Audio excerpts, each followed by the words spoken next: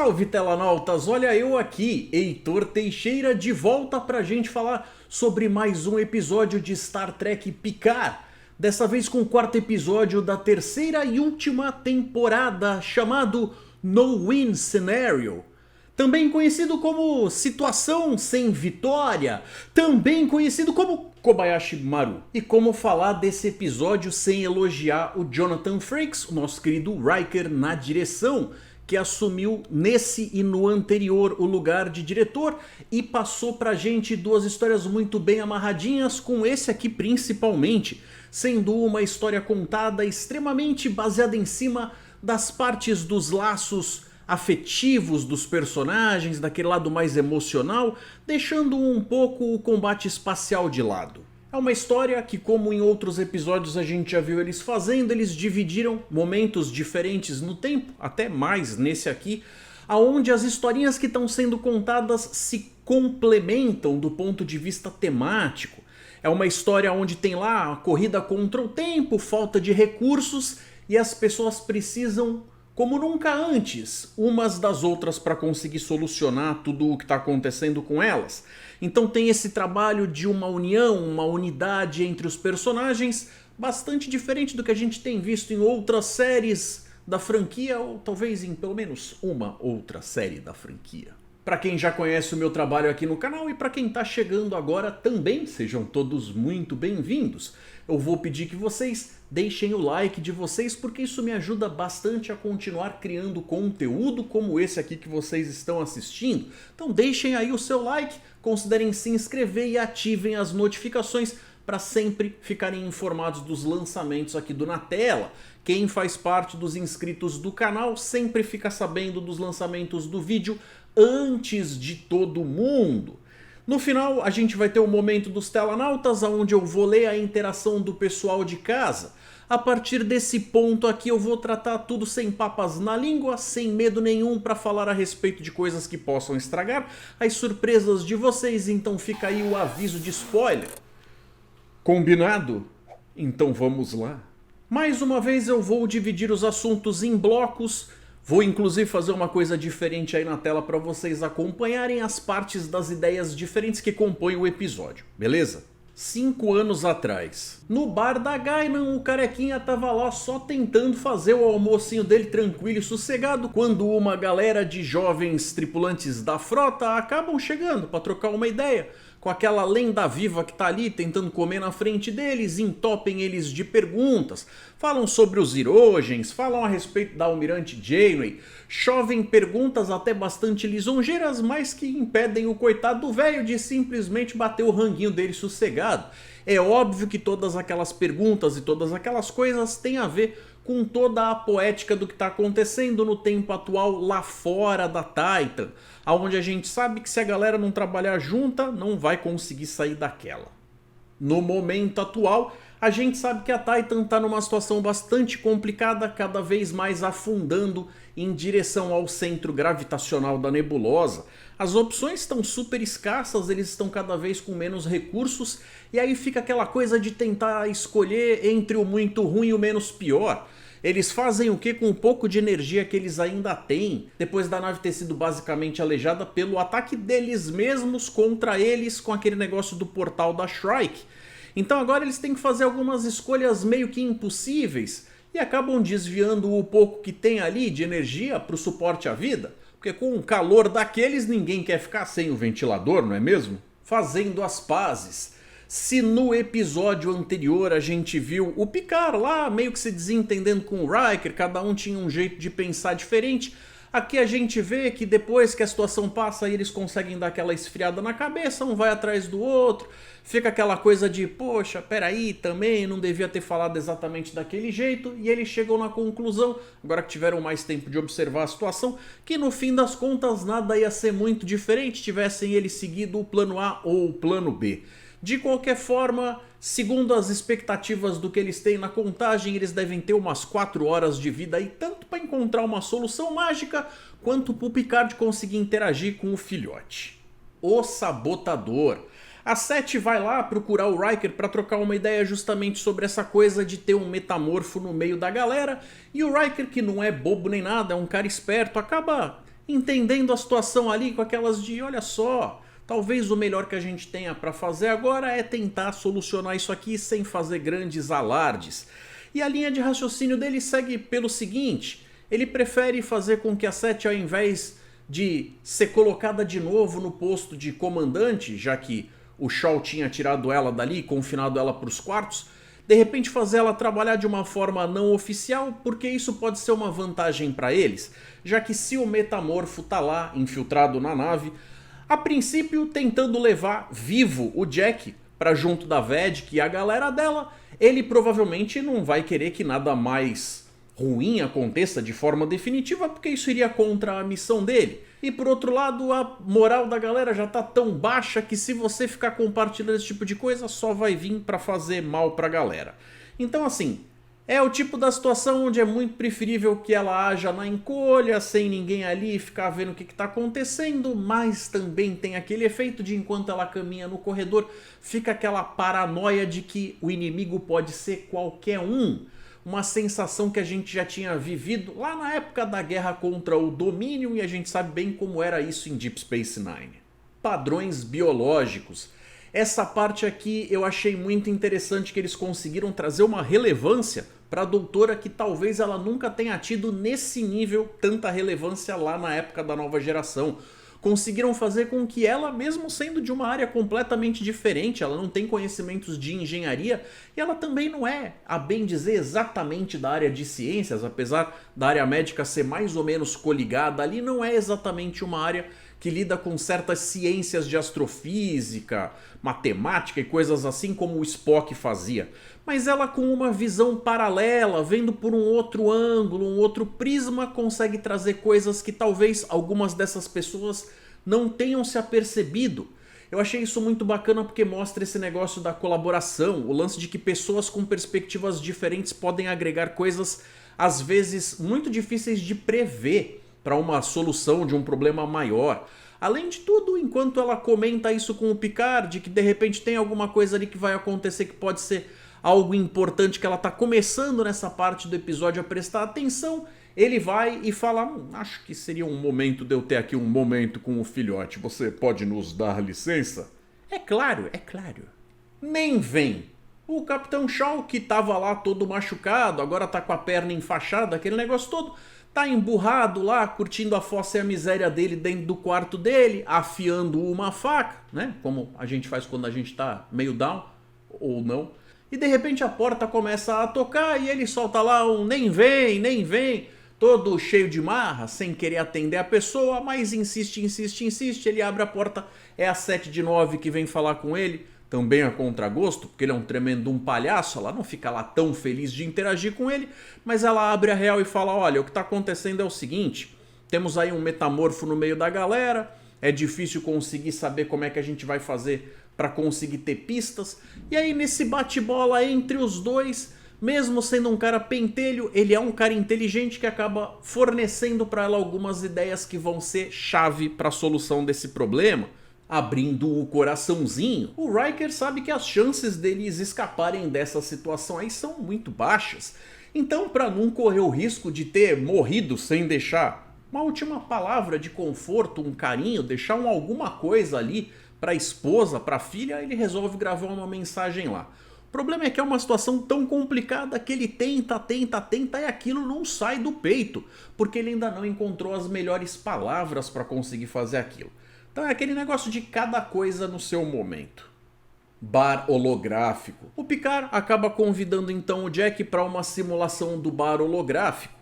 E aí quando eles chegam lá, já fica aquele negócio de, a pergunta de, pô, mas e aí, esse lugar aqui funcionando no meio de uma situação dessas, não é meio uma coisa que não faz sentido, porque essa energia podia ser usada para as outras coisas mais importantes? O Picard comenta com ele de, não, veja só, isso aqui tem uma célula de energia à parte, separada justamente para momentos como esse, para enquanto tá rolando uma crise, a galera possa ter um lugar de conforto ali para poder recorrer, para de repente funcionar como uma espécie de porto seguro emocional. O carequinha comenta que ele tem ali um vinho do chateau dele, mas o filho com todo o respeito ou falta de, fala, olha, na verdade, eu preferi uma parada mais seca, tal, acaba optando pelo whisky. Fica aquele clima meio chato de como é que você fala com alguém que deveria ser tão importante pra você, mas com quem você nunca teve contato durante toda a sua vida. A cena tem algumas interações interessantes. O tal elefante na sala é que o Jack também tem tudo pra ficar careca. Pra quem tava se perguntando a idade dele, aparentemente ele deve ter ali uns 23 anos e meio, entre os 23 e os 24.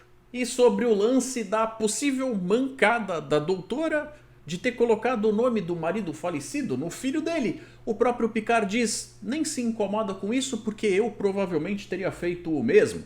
Afinal, o cara era o melhor amigo dele, uma homenagem de alguma forma deveria ter rolado.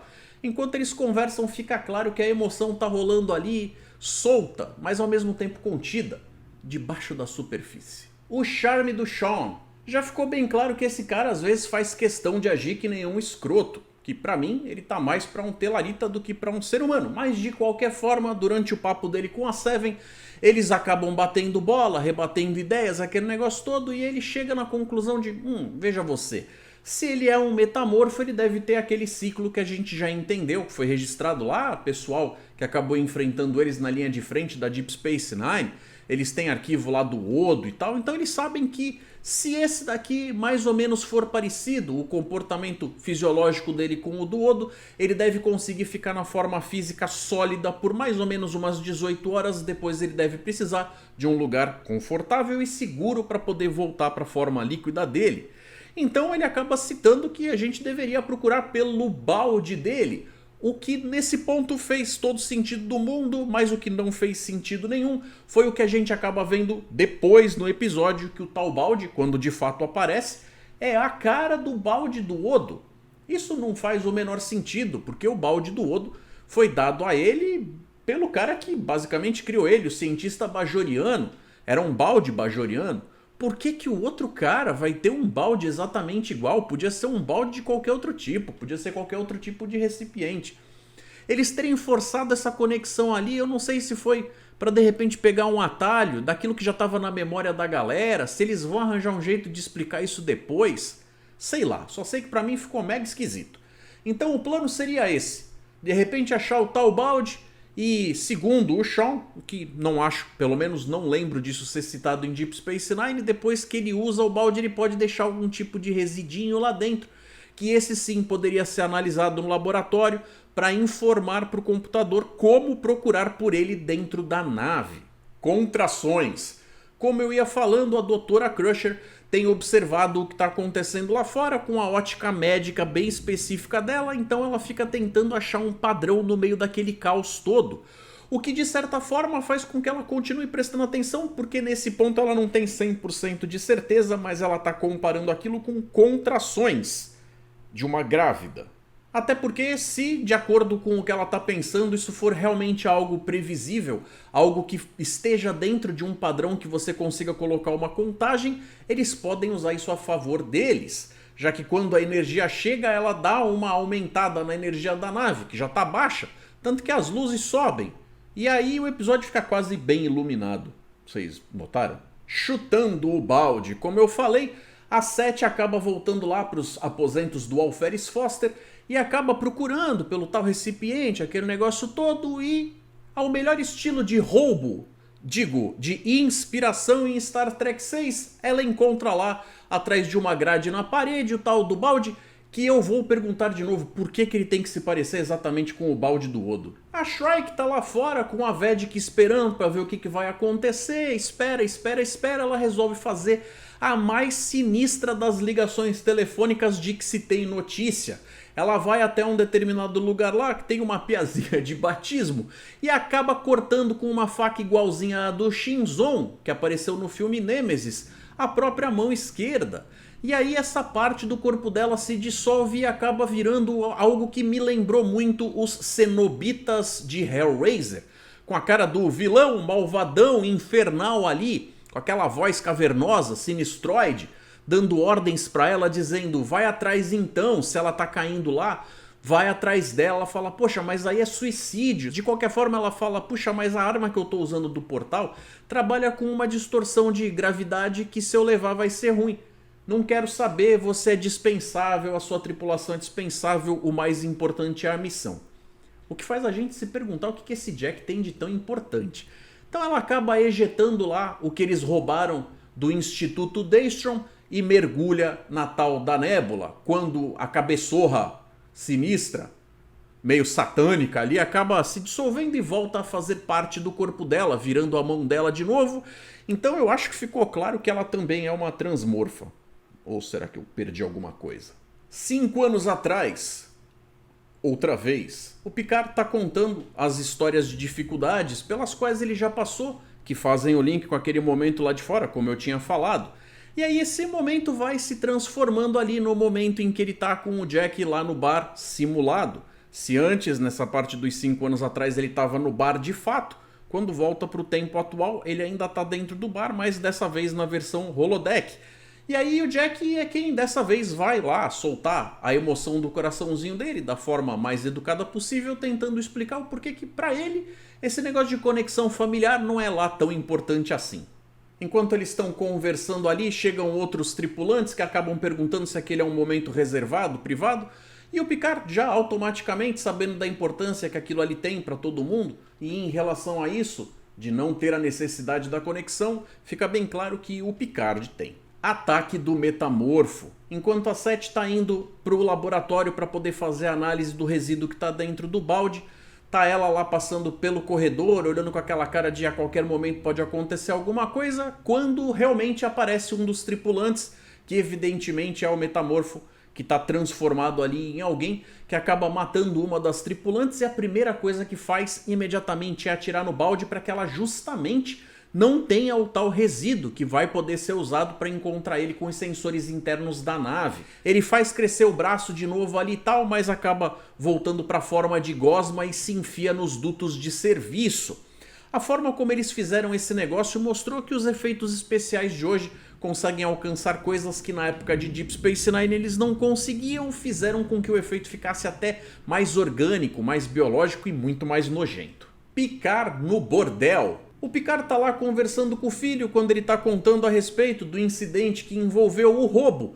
Na verdade, o empréstimo de uma nave auxiliar para que ele pudesse ir numa casa acima de qualquer suspeita no planeta Argélios. Essa é uma história de desastre e sobrevivência, na qual o carequinha chega inclusive a soltar um palavrão. Aparentemente, o Jack já conhecia essa história, e o Picard acaba se perguntando, tipo, peraí, foi tua mãe que te contou essa história? Mas quando o Jack vai falar alguma coisa, eles são interrompidos com a chegada do Sean.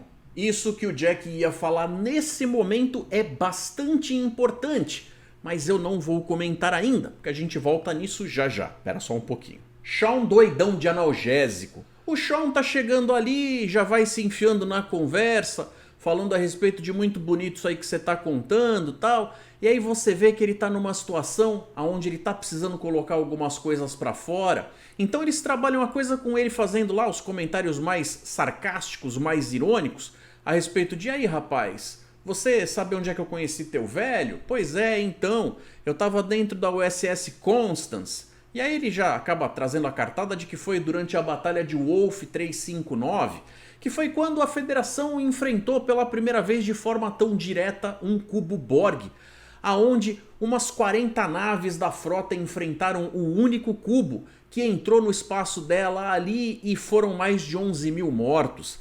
Ele fala a respeito daquela situação, você vê que ele fica super alterado, quase como se ele estivesse revivendo o momento. O olhar do ator passou uma carga, um peso, uma dramaticidade que dá pra acreditar na dor dele. Ele realmente tá mandando muito bem aqui nessa série, goste dele você ou não, o trabalho do ator tá sendo incrível. E aí fica aquele negócio do Picard ir ouvindo o que está sendo falado ali, porque ele acaba dizendo, puxa vida, eu era só um cadete naquela época, trabalhava na engenharia, estava lá numa situação onde a gente estava tentando ver o que acontecia e quando a coisa estava para a nave explodir, a gente foi colocado na situação onde a gente ia ver se fugia tal, mas não tinha lugar para todo mundo nos botes salva-vidas. E aí veio lá a tenente apontando, meio sorteando as pessoas e acabou escolhendo o meu nome. Então ele que sabe que basicamente é um Zé Ninguém, naquele momento teve um momento de sorte mais incrível da vida dele que ele não sabe nem se merece. Uma mescla de emoções, felicidade por estar vivo, mas ao mesmo tempo uma sensação de culpa por estar tirando o lugar de outras pessoas, sendo que a própria tenente nem se inclui na lista, ela fala, é uma ordem, entra aí agora. Então aquela coisa que vai causar essa cicatriz emocional que para sempre vai ficar com ele, acaba fazendo com que ele tenha um ódio muito profundo pelo Picard, apesar do Picard não ter culpa nenhuma. O Picard nunca pediu para se tornar um Borg, para ser assimilado. Ele ainda fala, você era um Borg tão importante que dentro da coletividade onde todo mundo só tem número, você foi o único que eles se deram ao trabalho de dar um nome. Você virou o Locutus. E aí a coisa acaba acontecendo de um jeito que o Jack se liga que ele tá passando do limite, ainda tenta interferir, mas o Picard entende. Ele sabe que o cara não tá naquela situação, até porque o Picard já tinha visto outras pessoas passarem por coisas similares, inclusive o Sisko lá de Deep Space Nine, no próprio episódio piloto daquela série. Você vê que tem um monte de gente que teve a vida arrasada, destruída naquele momento, às vezes algumas famílias que foram desfeitas. O Picard sabe que ele tem a necessidade de tirar aquilo do peito, então ele diz, tudo bem, eu entendo. De qualquer forma, não é como se não doesse e ele se sente na necessidade de se retirar. O Jack acaba indo atrás. A família reunida. Se não chega a ser uma família de fato, pelo menos ali papai, mamãe e filhinho se encontram no corredor. Quando o Picard tá caminhando, ele chega a dizer, olha, obrigado pelo seu tempo. Ele sabe que aquelas 4 horas que agora estão se acabando não podem ser usadas todas só para lidar com o filho. Eles encontram com a doutora e ela acaba comentando, olha, sabe aquele negócio dos pulsos? Eu tô acompanhando o negócio, tô vendo o que tá acontecendo. E ela explica para ele que ela tá encontrando um padrão. É quando ela fala, olha, tá acontecendo isso de ter justamente essa coisa de lembrar uma contração. Eu estou sendo capaz de prever. E se a gente consegue prever, a gente deve conseguir usar a nosso favor. O que seria então como surfar uma onda. E olha só, nem é a primeira vez que a nova geração mostra algo assim. No episódio New Ground, o 10º da 5ª temporada, eles exploraram uma ideia muito similar com uma onda Soliton. A aprovação do capitão. Eles acabam então levando essa descoberta, essa coisa de que ela tá ali apreciando essa ideia que pode ser a solução, a chave para vencer o momento, pro barbudinho do Riker, que acaba ouvindo aquilo e pensa, puxa vida, isso é meio loucura. Então ao mesmo tempo que é melhor do que nada, uma esperança, por outro lado, tá fazendo com que os amigos mais uma vez se estranhem, podendo até voltar a discutir feio, que nem fizeram no episódio passado. Mas quem vem com uma palavra de conforto para de fato colocar a coisa numa boa é a própria doutora, quando cita que, na opinião dela, o que a Troi teria dito num momento como esse é que o mais importante é a confiança. Eles deveriam confiar uns nos outros, já que isso é algo que eles levaram tanto tempo aprendendo que era o que eles faziam de melhor. Aviso à tripulação. O Riker sabe que eles não vão conseguir resolver isso se não for com o apoio de toda a tripulação, e eles obviamente têm todo o direito de saber no que eles estão se enfiando. Então ele abre comunicações com todos os decks e começa a explicar pra galera exatamente o que está acontecendo. Eles sabem que eles não têm mão de obra suficiente para resolver as coisas que precisam acontecer sozinhos, e tem mais alguém que eles vão acabar precisando pedir ajuda. Um manezinho de Chicago, que mesmo sendo um cara que é um tremendo um pau na lomba, é o único que poderia ajudar ali. Já que o Sean, apesar de ser um imbecil, é um engenheiro habilidoso e conhece essa nave, que tem reformas em cima de reformas, já que ela tem uma estrutura muito antiga, lidando com o inimigo. Na sala do controle das nacelles, a Sete e o Sean chegam lá e começam a ver o que dá pra fazer. Com o resto da tripulação, todo mundo correndo, tentando fazer o seu melhor naquele momento que tem poucas chances, pouca esperança, mas que não dá pra simplesmente largar assim, porque, né? Enquanto isso, o Sean abre a cobertura da primeira nacelle e pede pra Sete ir verificar a trava manual. Aí rola aquele tempinho que é o suficiente pra a gente não saber a próxima pessoa que vai aparecer, se é amigo ou inimigo, e fica aquela coisa.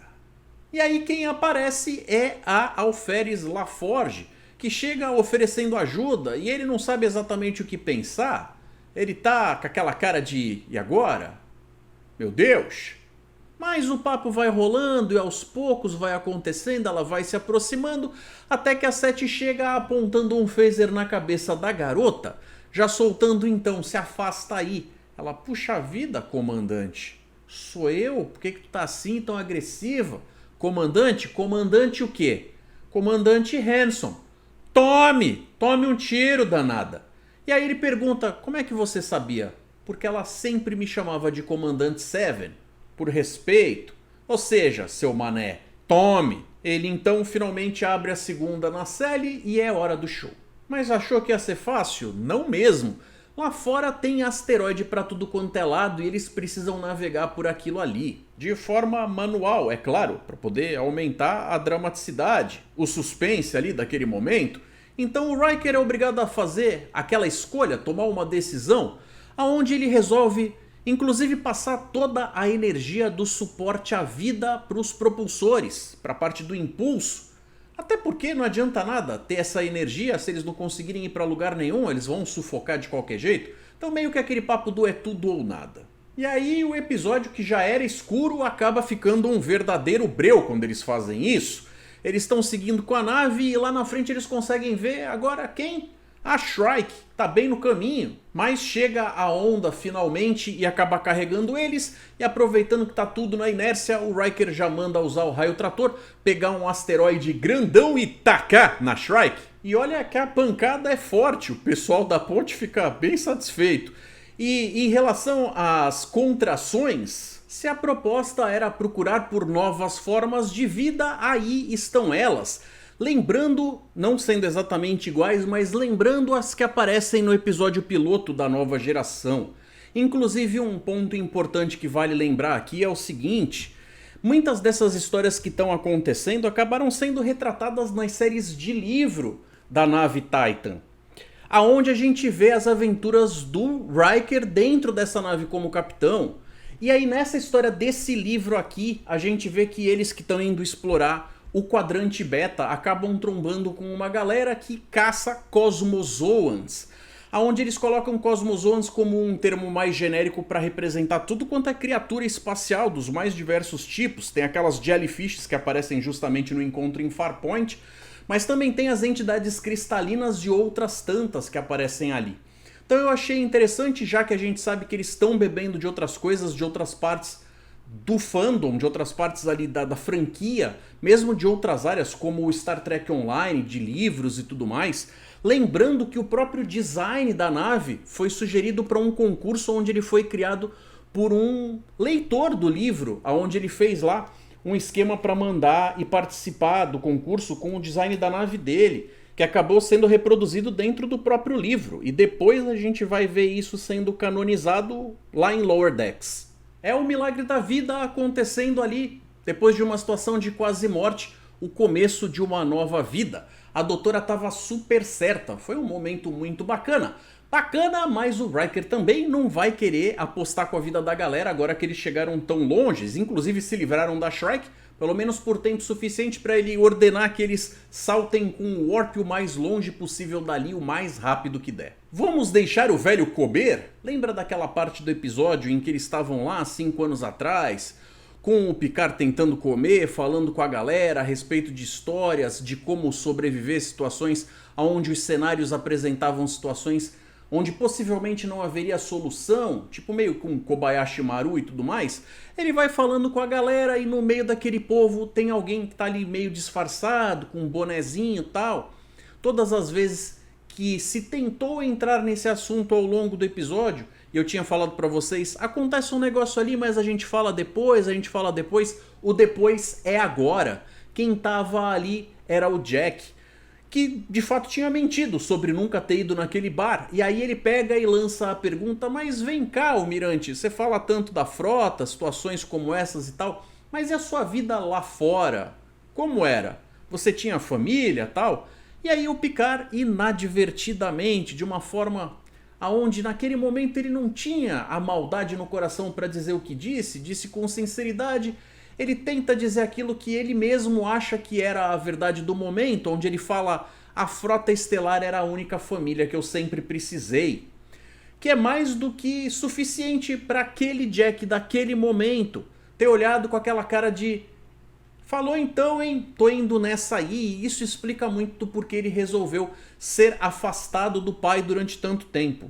No momento atual, depois deles terem passado por tudo que passaram, O Picard olha em volta e quando ele olha para o filho, ele associa. É o momento onde o cérebro dele liga, junta o Lé com o Cré e a ficha cai. Cai pesada dele entender que era ele, o rapaz, naquele momento, 5 anos atrás. E aí fica aquele peso no coração por ter feito o que fez, quando ele entende que quem afastou o filho foi ele mesmo.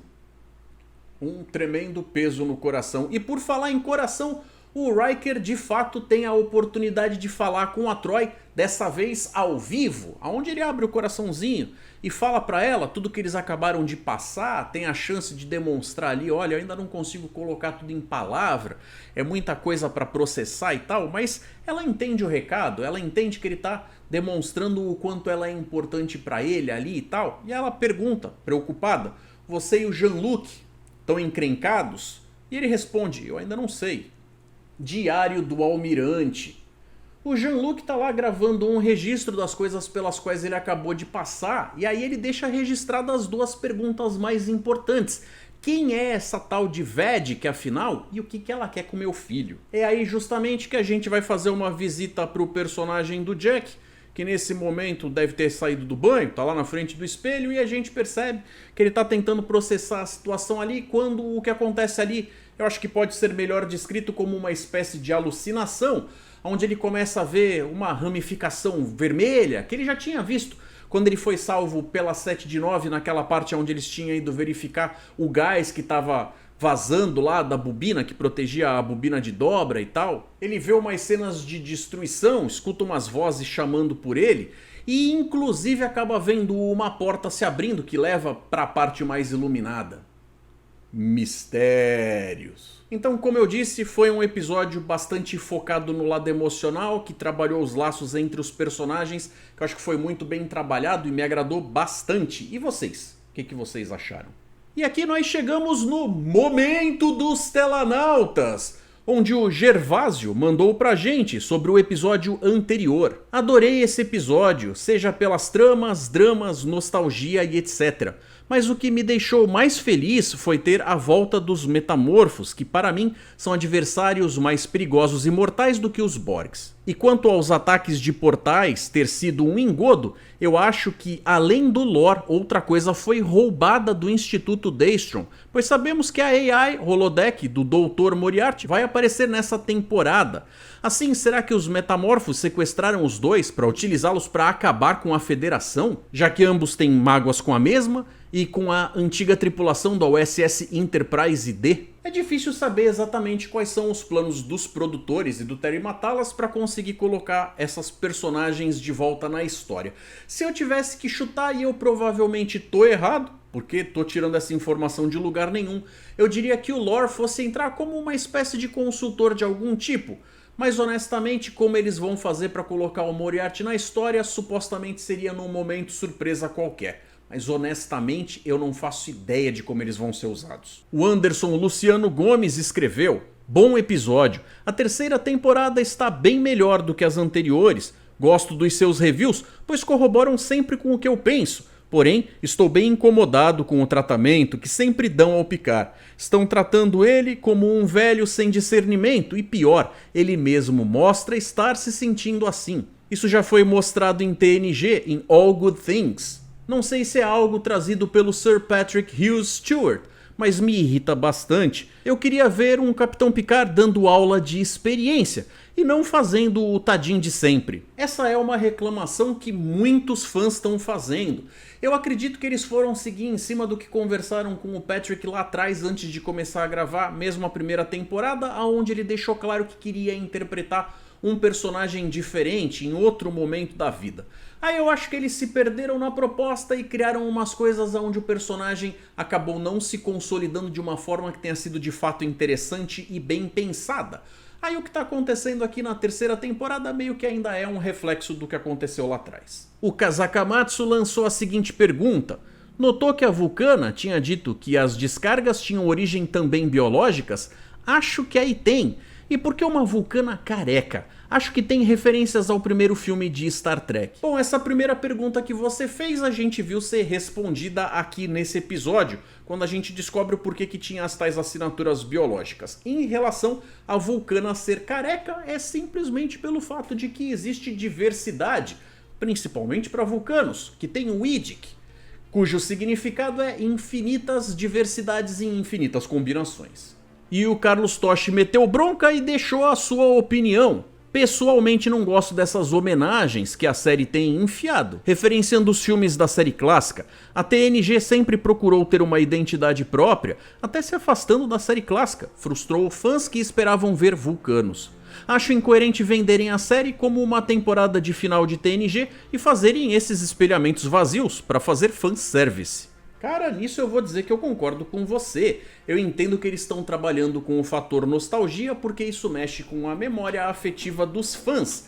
Mas se eu tivesse que chutar, eu diria que o Terry Matalas, quando foi conversar com os caras, acabou vendendo o peixe do tipo, olha, eu vou colocar essas coisas aqui porque elas amarram com coisas que os fãs vão querer comprar lá do outro lado, já que os executivos normalmente só sabem mexer com dinheiro, não entendem nada nem do produto e nem de arte, pra falar a verdade. Então talvez tenha sido um jeito que ele usou pra convencer os caras pra conseguir fazer essa correção de curso e nos trazer essa terceira temporada com esses personagens da patota antiga.